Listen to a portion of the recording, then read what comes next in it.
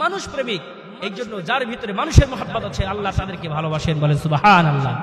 আল্লাহর ভালোবাসা পেতে হলে মানুষকে ভালোবাসো মনে প্রাণে। আল্লাহর ভালোবাসা পেতে হলে মানুষকে ভালোবাসো মনে প্রাণে। সে তো কখনোই মানুষ হতে পারে না, সে তো কখনোই মানুষ হতে পারে না, যে মানুষের মনে ভালোবাসা নেই।